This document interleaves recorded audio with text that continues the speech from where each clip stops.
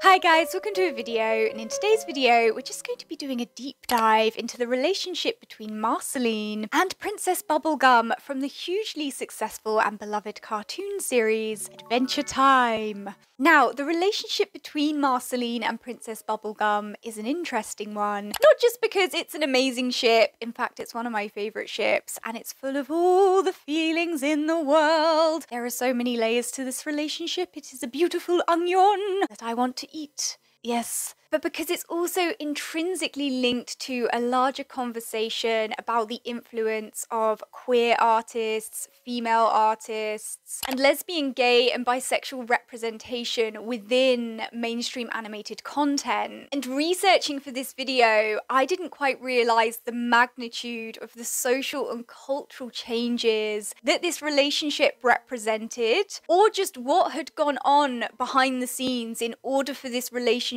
to be shown on our screens in the first place. And that's what we're going to be discussing in today's video. But before we break the relationship between Marcy and Bonnibel down within the context of the show, I thought we'd start this video off by looking at just how this relationship came into existence in the first place, and also some behind the scenes tea. Just a cup, just 2 cups, maybe 3 cups, I don't know. And maybe some fun facts as well. It's like a lesbian picnic for just me and you in the fields on a sunny day. So first of all, Marceline and Princess Bubblegum were almost taken out of this show altogether because Cartoon Network did not want this show to be aimed at young girls and women. Pesky women. Fred Seibert, who founded one of the production companies for Adventure Time, said in an interview, Cartoon Network didn't want to make Adventure Time to be attractive to women. They tried to get rid of Princess Bubblegum and Marceline. He explained that the conventional wisdom at that time with traditional television and movies was that teenage girls and young adult women would not watch cartoons. So that not only impacted the type of female characters you would see or not see in animated shows, but female creators themselves coming up against creative roadblocks because of that misguided notion. However, luckily for us in this instance,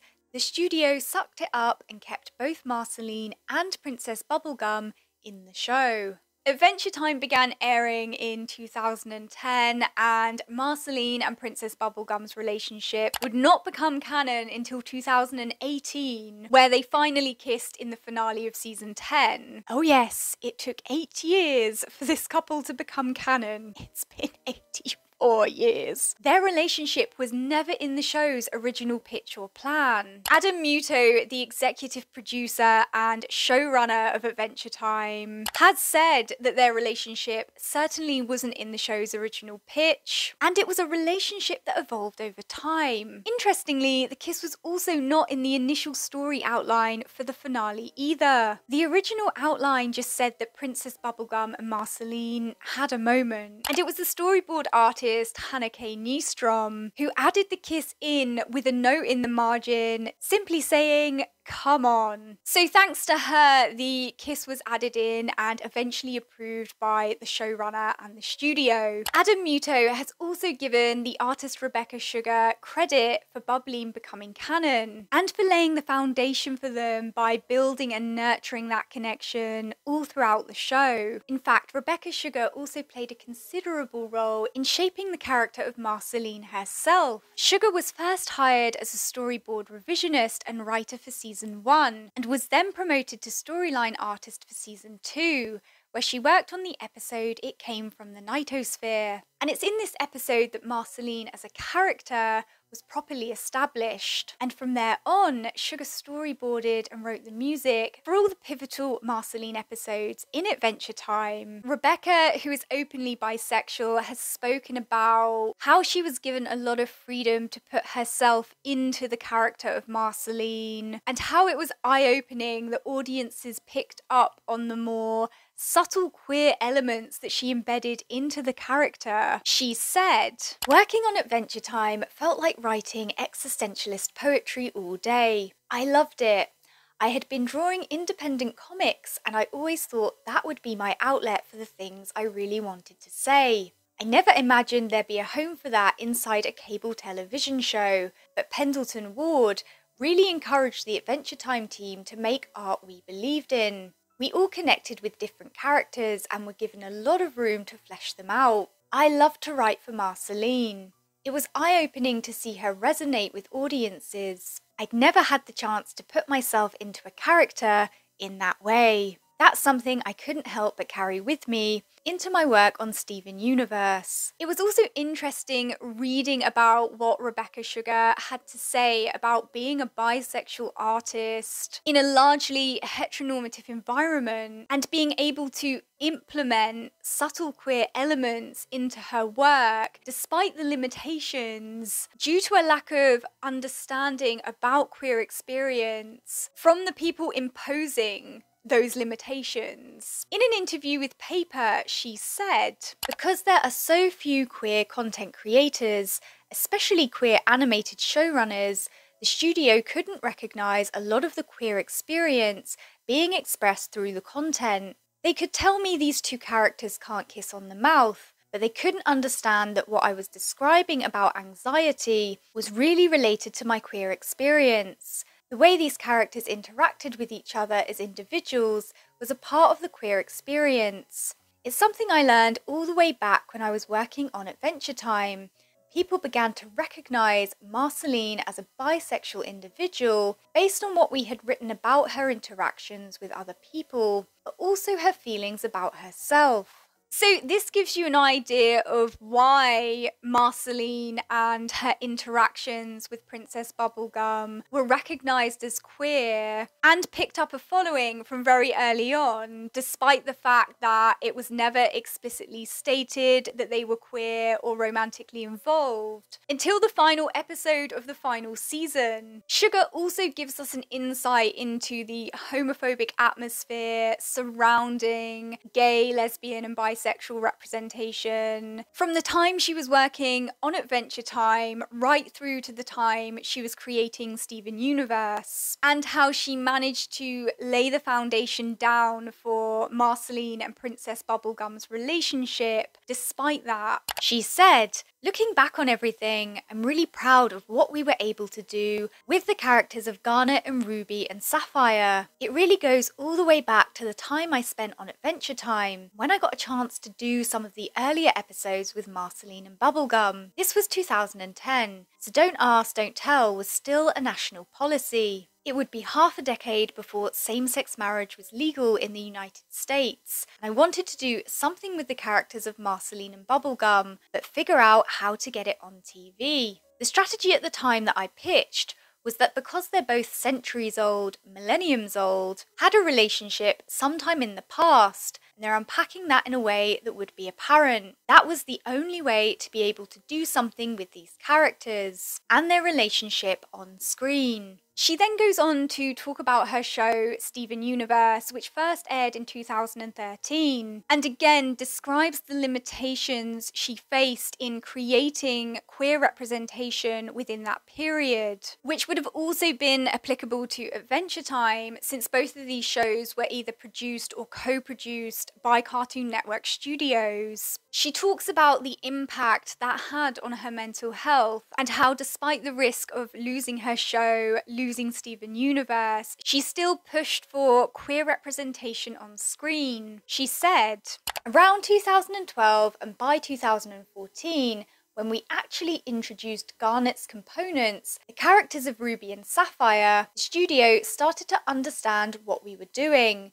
They told us point blank, you can't have these characters be in a romantic relationship. But at that point, Garnet was so established that audiences could instantly understand what the relationship was. The song had already been written, the episode had already been boarded, so we were already in full production. I'm really proud of the patience we had and the time that we took to fully explore these characters at a time when that was not necessarily possible." Back in 2014, 2015, 2016, I was told that I couldn't discuss it publicly. They basically brought me in and said, "We want to support that you're doing this, but you have to understand that internationally, if you speak about this publicly, the show will be pulled from a lot of countries, and that may mean the end of the show. They actually gave me the choice to speak about it or not, to tell the truth about it or not, around 2015, 2016. By then, I was honestly really mentally ill and I disassociated at Comic-Con. I would privately do drawings of these characters kissing and hugging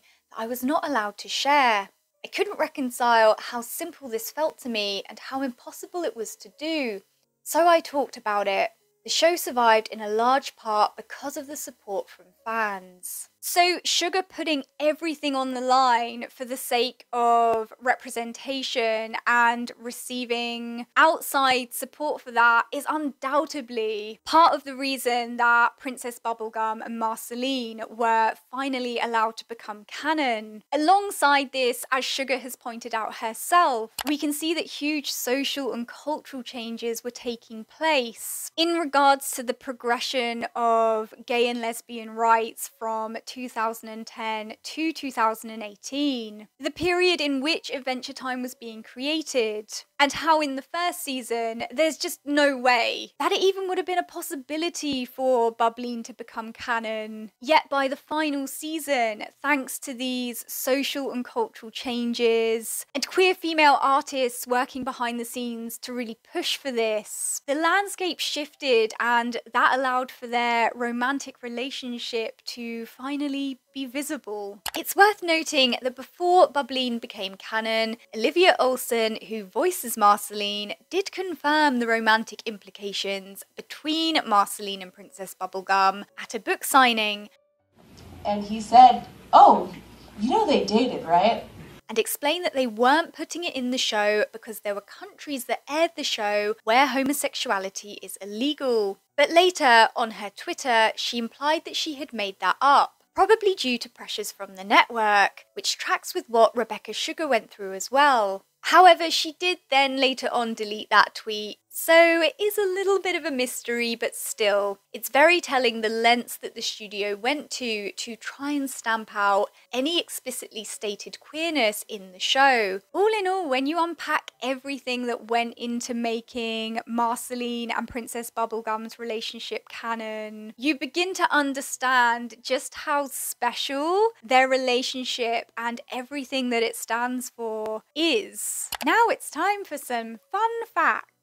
Now it's time for some really fun facts. Princess Bubblegum was originally named Betty after Pendleton Ward's mother. However, her first name was changed to Bonnabelle. Marceline is the only main character who doesn't appear in the original standalone short. The standalone short, which pretty much launched Adventure Time into the stratosphere before it was greenlit by Cartoon Network. Rebecca Sugar actually voiced Marceline's mum in the Stakes miniseries. However, Erica Luttrell took over for that same character in the Obsidian episode from Adventure Time Distant Lands. And lastly, the song I'm Just Your Problem that Rebecca Sugar wrote for the What Was Missing episode in season 3 was actually based on an experience she had with a former roommate. Oh my god. And they were roommates. Oh, I wish I had the extra sapphic tea about what went down there, but I don't, and that is probably for the best. It would have ended up in this video right here at this moment. I have such a crush on Rebecca Sugar. That's not a fun fact. It just should be known. Just should be known. Okay, now let's dive into the relationship between Marceline the Vampire Queen and Princess Bonnabelle Bubblegum in the show itself. Help me, help me. The first interaction between Marceline and Princess Bubblegum happens in season 2, episode 20, Go With Me. And even from this early on in the show, both characters are considerably sapphic coded. The narrative for this episode revolves around Finn, at the insistence of Jake, trying to get a date for the movies. Interestingly, Finn says he's going to call a girl he doesn't have to kiss and rings Princess Bubblegum. The comment about the kiss doesn't necessarily mean anything at this stage, since there's an age gap between the two, but you could also maybe interpret it as him being aware of Princess Bubblegum's history with Marceline and knowing he wouldn't be her preference anyway. If you wanted to, it's a bit of a reach, but anyway, Princess Bubblegum responds to his offer by saying it sounds romantic and then swiftly declining. AKA, if your name is not Marceline Abadir, The answer is no. As a response to this, Jake says he's going to call Marceline for help, and this is the first time that there's a suggestion of a previous connection between Princess Bubblegum and Marceline, because it's as though Jake knows Marceline will push Princess Bubblegum's buttons, and this could possibly work in Finn's favour. As a side note, I found that Jake saying his fear of vampires being due to ignorance very reminiscent of people who are fearful of same-sex attracted people for the exact same reason. Especially since we know it's canon that Marceline is bisexual, alongside the fact that historically, vampirism has been used as a metaphor for same-sex attraction. And I'm not sure if there was an intentional double meaning behind this line, but I thought it was an interesting parallel nonetheless. So, Marceline then makes an appearance in the episode and has what I would describe as a sapphic haircut. Does a haircut have any relation to a person's sexuality? No, but in this case, yes it does. Jake has the idea that if Finn and Marceline fake flirt, it's sure to get Princess Bubblegum to accept that date. And again, this implies that Jake knows that Marceline has the power to get under Princess Bubblegum's skin. And the implication of a history between Bubbline is already starting to take shape before they've even interacted on screen. When they finally do interact on the screen, we can see that Bonnibel is salty with Marceline, and we're not sure as to why that is at this point, which again reinforces the idea that there's a history there, which has resulted in this friction between them. What's also telling about the relationship between Bubbline in this episode is that Marceline purposely sabotages Finn's attempts to get Princess Bubblegum to come to the movies with him by giving him bad suggestions on how to win her over. And as to why she's giving him these bad suggestions, you could argue that she's doing it for her own amusement, but you could also argue she's doing it to make sure Princess Bubblegum doesn't go to the movies with anyone who isn't her. Just putting it out there. Anyway, eventually Finn gives up and asks Marceline to the movies instead, but Marceline makes it very clear that if she accepts his offer, it will only be as friends. AKA, if your name isn't Bonnibel Bubblegum, the answer is no. Like I said, this episode is surprisingly very sapphic coded from the get-go. Whilst there's nothing explicitly queer or romantic, subtext is fairly loud, even from this early on in the series. Their next interaction is in Season 3, Episode 10, What Was Missing. And this is one of the most important episodes for them out of the entire series, because it's the first episode where the relationship is purposefully romantically coded, and it's the episode where the Bubbline ship really starts to set sail. This is also the episode which caused quite a bit of controversy because there was an Adventure Time YouTube channel called Mathematical, which was started up by Frederator Studios, which is one of the official production studios for Adventure Time. And there was a video on that channel which gave a brief recap of what was missing. And it was stated in this recap that the relationship between Princess Bubblegum and Marceline was romantic. In fact, it was stated alongside suggestive fan art of the two of them. As a result, the whole channel was shut down and Dan Rickmers, who was behind it, was fired.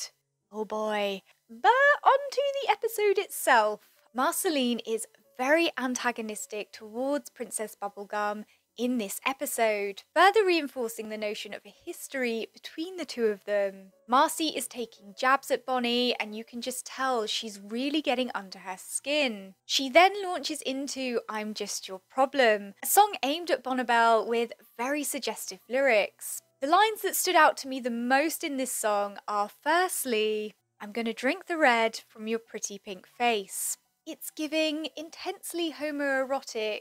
It's giving bullying your crush, and it's giving Carmilla and Laura in Season 1 of Carmilla vibes. And the next lines in the song which stood out to me are, I shouldn't have to be the one that makes up with you, so why do I want to bury you in the ground and drink the blood from your, ugh.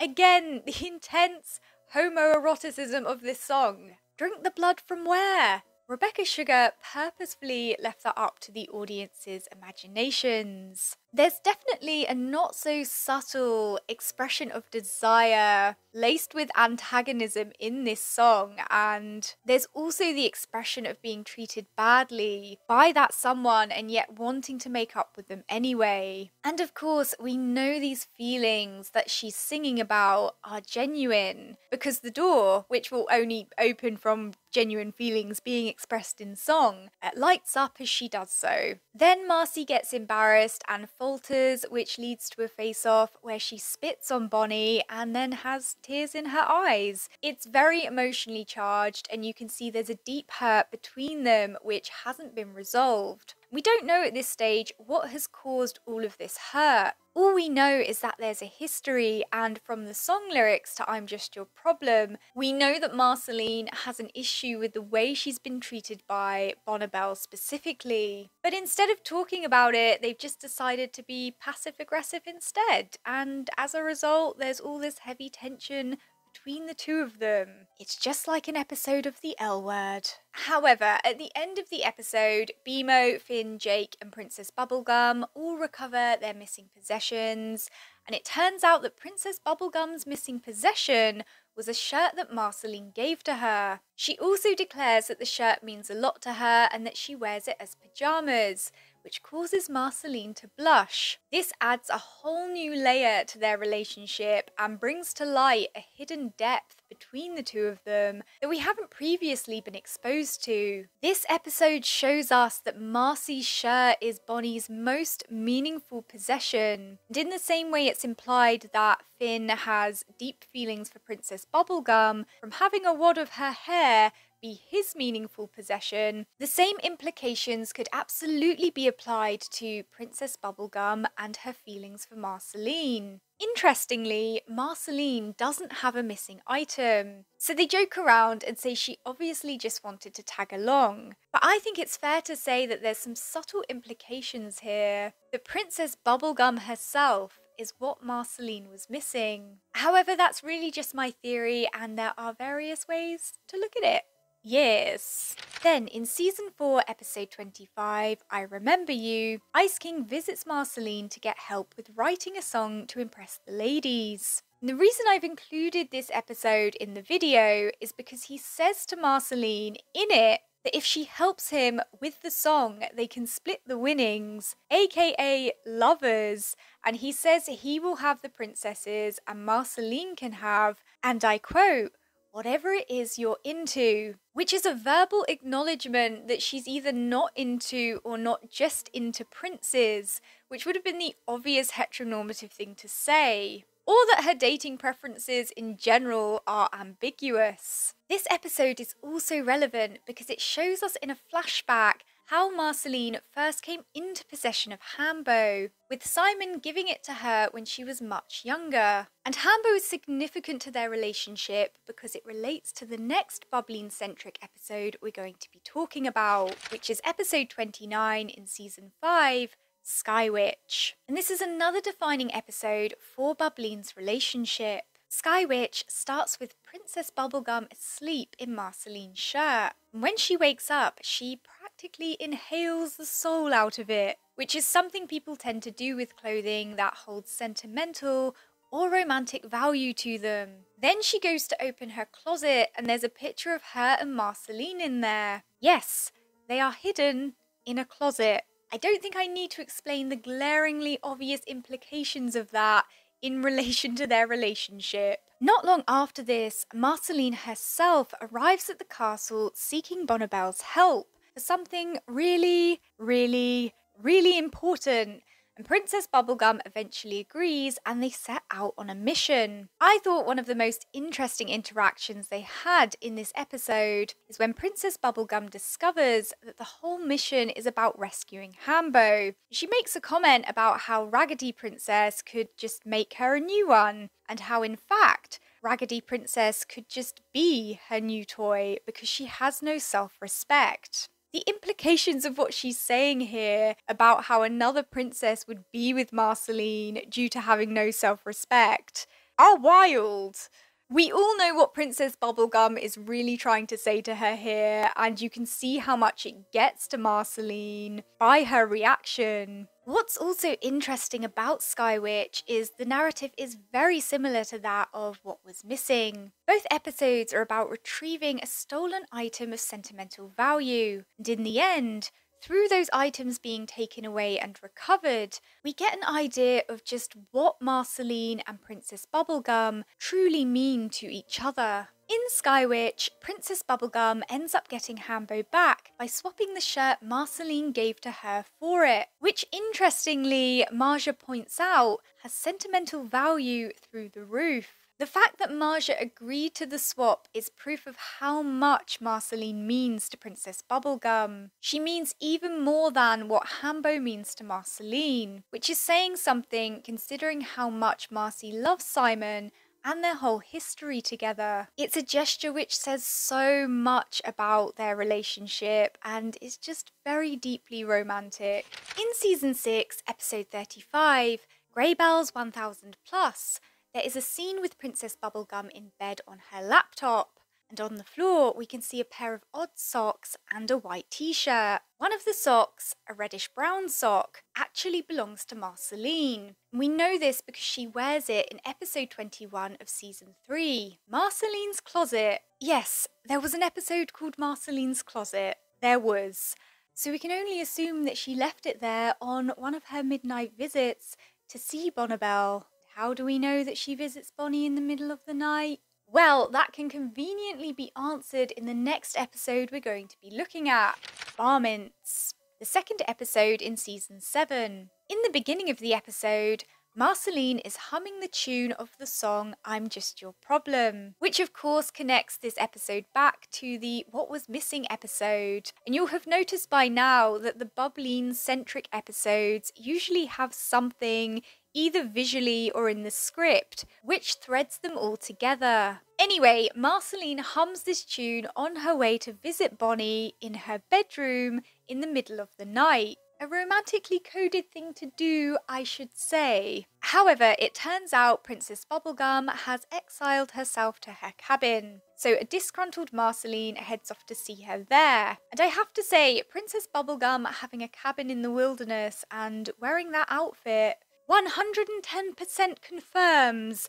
the lesbian allegations at this stage. Varmints is an important episode because it gives us some backstory into Bubbline's history with each other, and it sheds some light on why exactly their past relationship broke down. It's revealed in this episode that the both of them used to spend a lot of time together, but Princess Bubblegum felt increasingly weighed down with the responsibility of protecting her kingdom. And we know that as a character, she's very headstrong and work-orientated. But this episode reveals the true extent of that and the consequences of it. Bonnie tearfully reveals that she shut everybody out over the years to focus on her work. And Varmints is an episode which is very healing for their relationship, because not only does Bonnie acknowledge the way that she's treated Marceline, she also apologises to her for it. And this is the first time we've really seen them communicate in this way.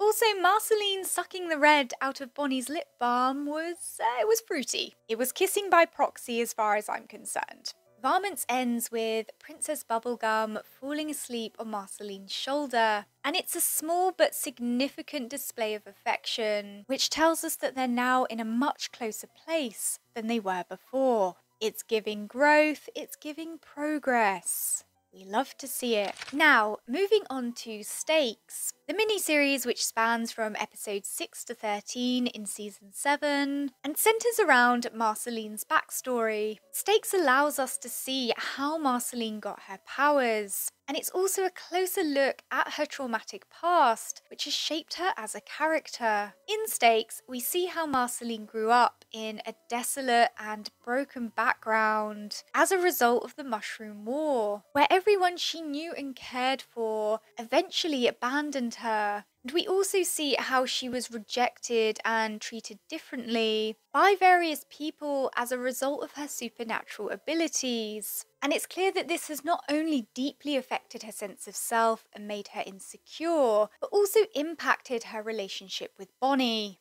Stakes shows us why Bonnie rejecting Marcy in the past affected her so deeply.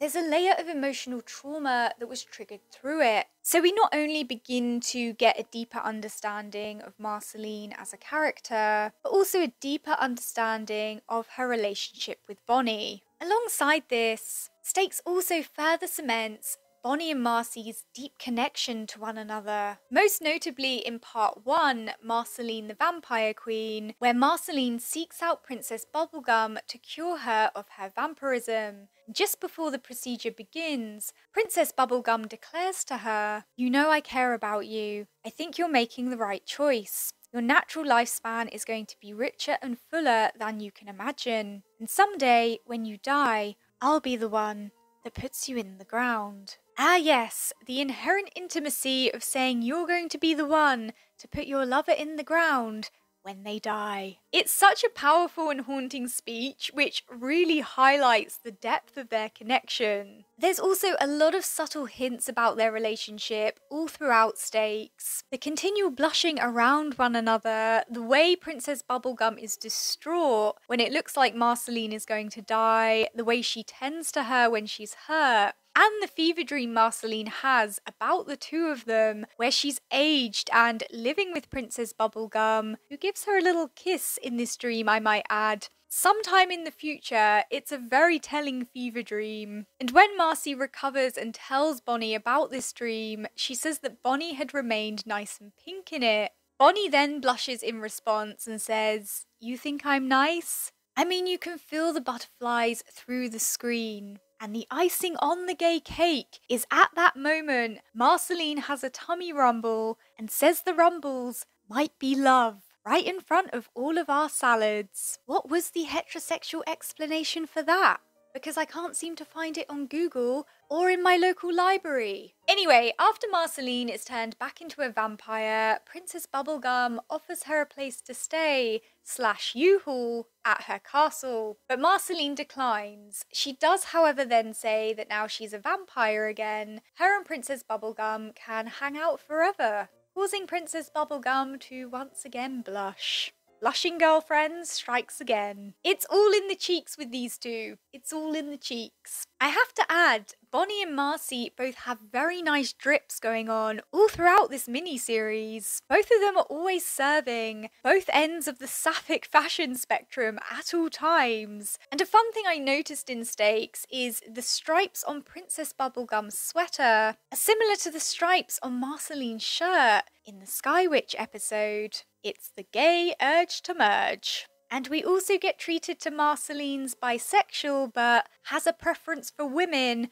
Mohawk stage. Again, do hairstyles have anything to do with someone's sexuality? No, but once again, in this case, it certainly does. Moving on to Season 8, Episode 1, Broke His Crown, where we are blessed with the visuals of Marceline and Princess Bubblegum riding a giant bird of prey together. They know their audience. There's nothing lesbians and anybody with good taste loves more than giant birds of prey. We just think they're neat. Broke His Crown begins with Marcy and Bonnabelle having a discussion about how Bonnabelle needs to balance out her time in a healthier way. Marcy tells her to imagine a pizza, and that half of her pizza should be work and the rest should be personal. And this of course connects back to the Varmints episode where it was revealed that Bonnabelle had iced Marceline out in the past due to working too hard and losing their relationship as a result of that. So it's good to see them addressing this and Princess Bubblegum taking the time to be with Marceline outside of a work setting.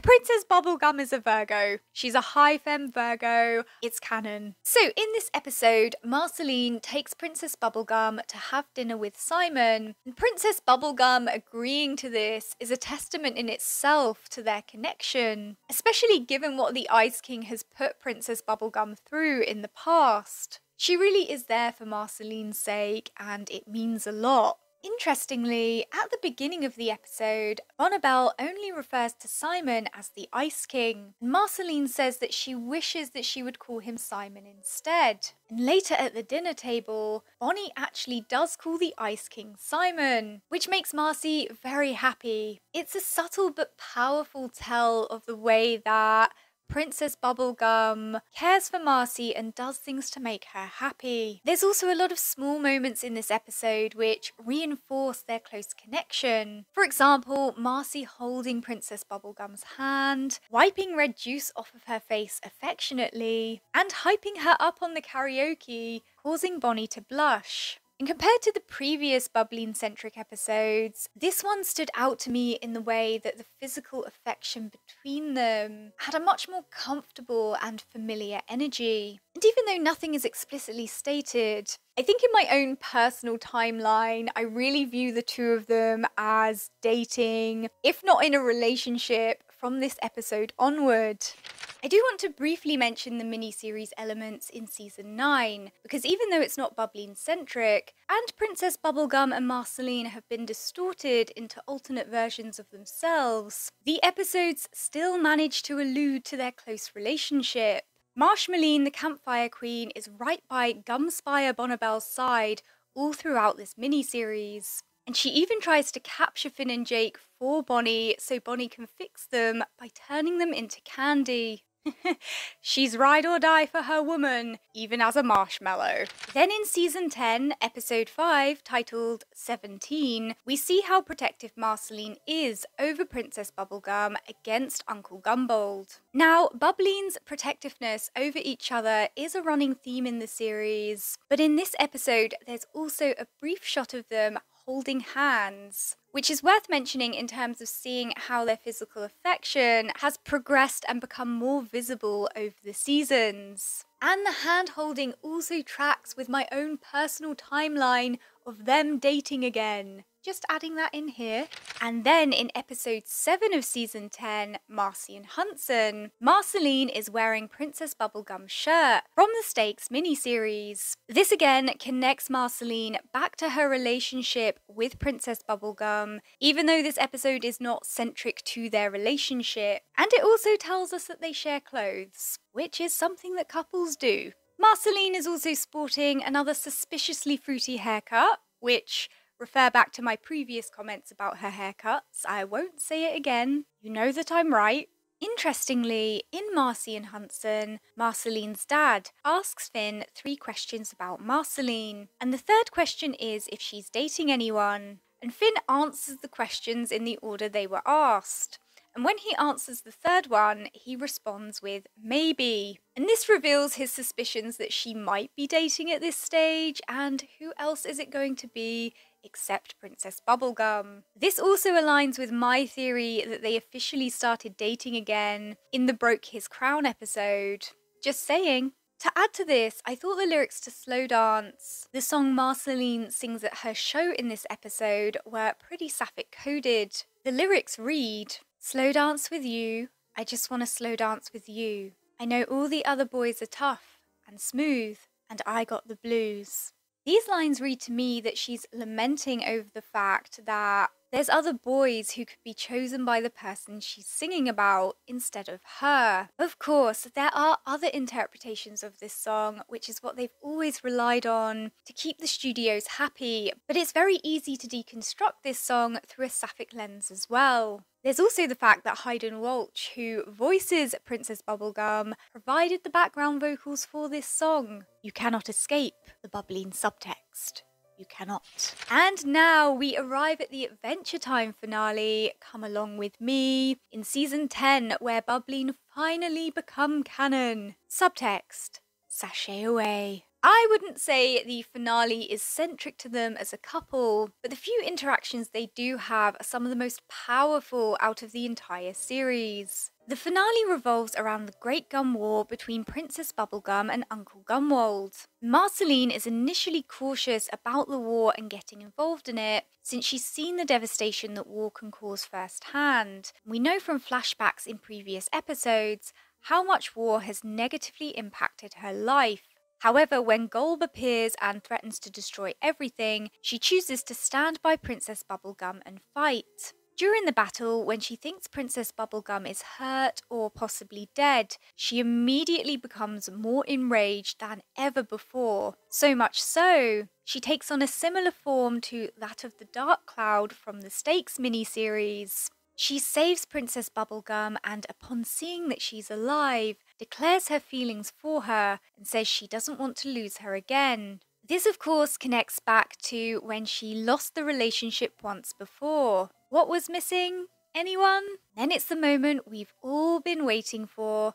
They finally kiss. It's perfect, it's emotional. And when you consider everything it took for them to be able to visibly kiss on screen, it's even more emotional. Bette and Tina, bold and shivering, in Sheba. On top of that, Bubbline also get their happy ending. And I think my favourite part of the finale is when we see them being cozy and sipping hot drinks on the sofa together, wrapped up in a blanket. It's such a simple moment, but it just feels so safe and happy. And it was a beautiful way to wrap their relationship up for the main series. The finale also contains a fun nod back to Sky Witch, because we see the Crabbit familiar from that episode, who stated that he wanted to be a dancer, is finally free of Marja and living out his dreams. It's cute! And if the main series wasn't enough, we are then also blessed with Obsidian, which is the second episode in the Adventure Time Distant Lands limited series. It's a treasure trove of blissful sapphic visuals.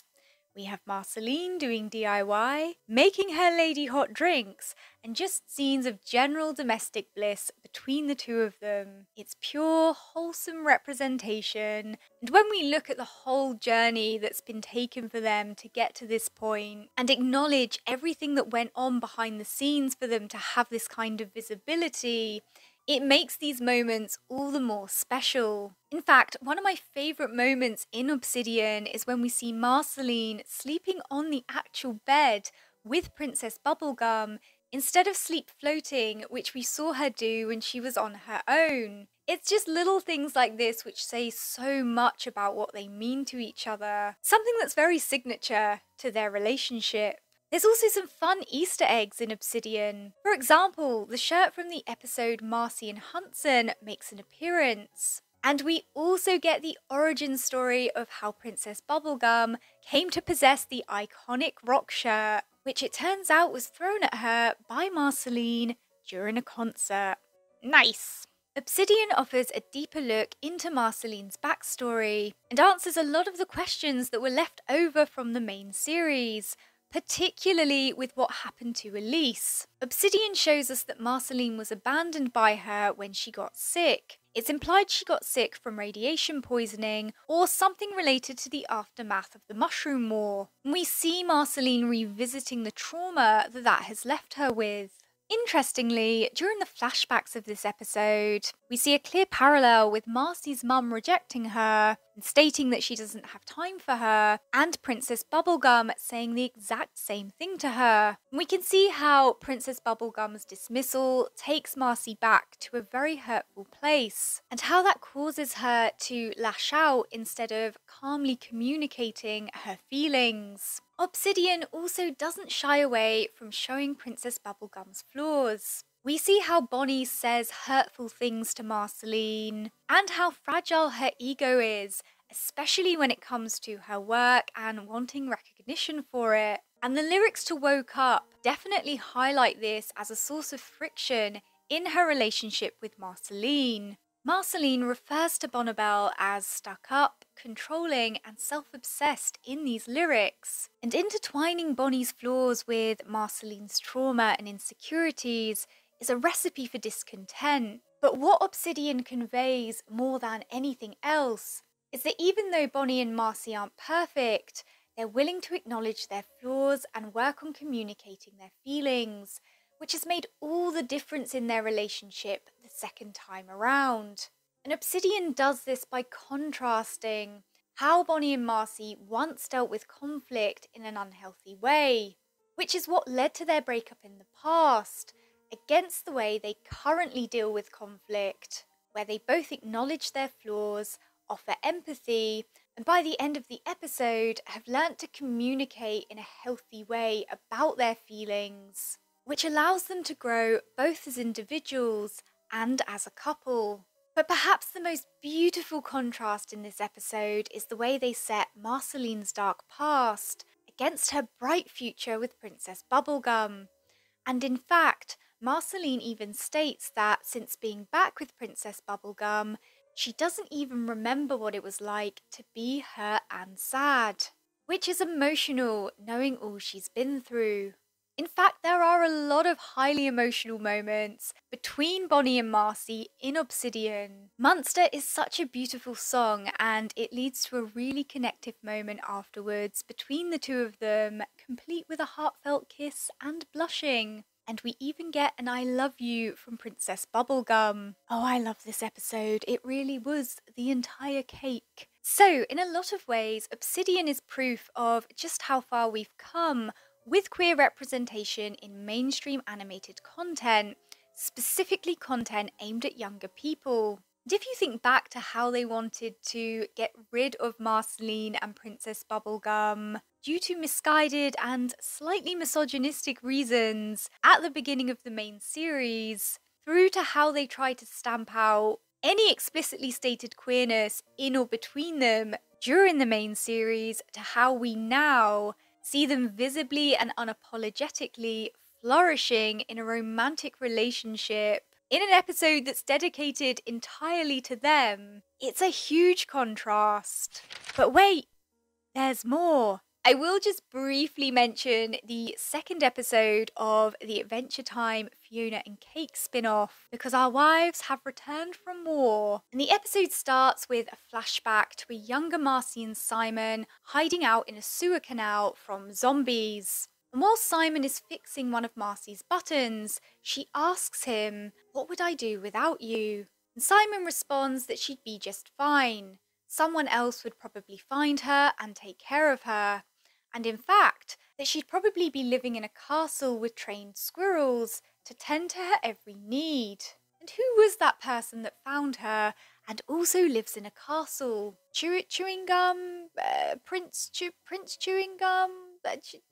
Princess Gum? Someone like that. I don't know if that connection was intentional, but it was a fun connection nonetheless. And then Marceline and Princess Bubblegum themselves also make an appearance in the episode where are both attempting to get matching tattoos. Oh yes, they're at that stage of their relationship.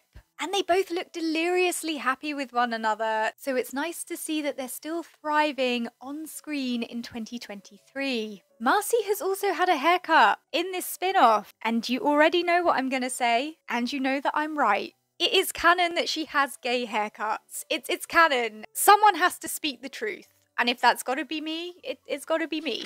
So, from looking at the history and timeline of Marceline and Princess Bubblegum's relationship in the Adventure Time series and spin-offs, you can see a real progression in the displays of affection between the two. You can also see just how much care was taken by the creators and the artists to build this beautiful layered connection between them, despite the pushback and limitations they faced. All in all, Adventure Time gave us an amazing on-screen sapphic relationship, which means so much to so many people of all ages. Bubbleen is not only a victory for queer female creators and sapphic representation, but it's a relationship which represents a much larger positive social and cultural shift for queer people altogether. Okay guys, I hope you enjoyed the video. If you have any thoughts, feelings or fun facts about the Marceline and Princess Bubblegum relationship, leave them down in the comments section below. If you want to support lesbian content and women's voices. Come and join the Sapphic Underground Club. Just come and join it. It's as comfy and cozy as this picture. Actually, it's more like this picture. The first picture is what I want to be. The second picture is what I actually am. An icy soul who does nothing except crave women from her icy palace. Yeah. Don't forget to subscribe for instant disappointment. And I'll see you guys soon. Bye.